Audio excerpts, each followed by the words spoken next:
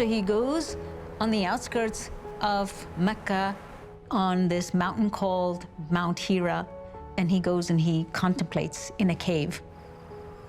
Khadija is very supportive of his search, and she is sending food with him because he's gone for long periods of time.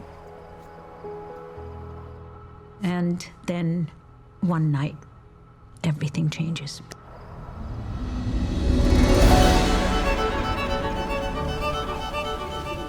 After days and nights of prayer and fasting, he's awakened by an overwhelming presence that fills the entire sky.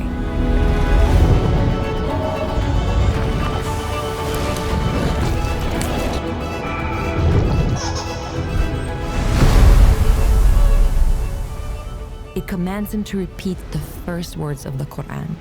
Recite, "For your Lord is most generous and has taught by the pen, taught humanity what they did not know."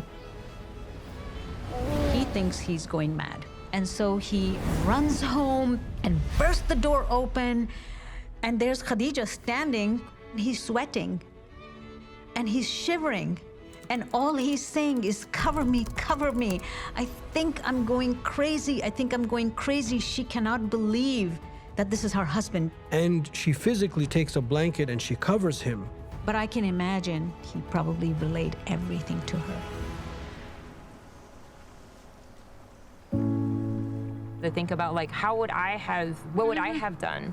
You know, because sometimes like people will say certain things and we're now bound to think that like, oh, maybe they're not okay, maybe they're crazy, maybe. Yeah. But no, she was so steadfast. Exactly.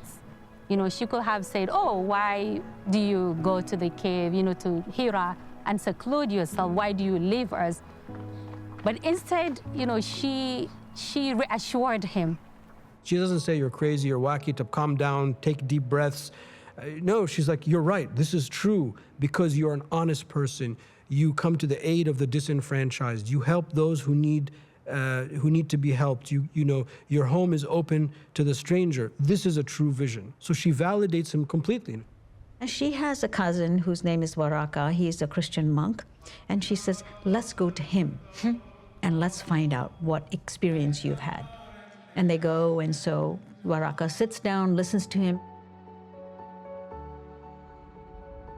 Waraka has studied Christianity, he knows about the biblical prophets, and he said, "You are going to be the prophet of God." But then he warns, be careful.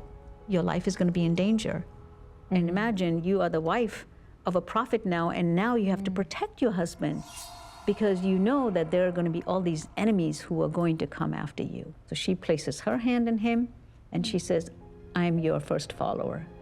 So Khadija is the first one that says, "I believe in you," and she becomes the first Muslim. And now they are a partner in this endeavor. So her role, even though it's not out front leading, it's equally important because she's a buttress for the early mission. She funds it, she supports him. Her home is that first sanctuary. He brings the noble people of Mecca, and he brings all the enslaved people who have put their hand in his. And so he takes them all and he puts them in a circle to show people that nobody is above anybody else. Human equality is going to be the defining feature of Islam. It shakes up a lot of people because Mecca is very much a hierarchical society.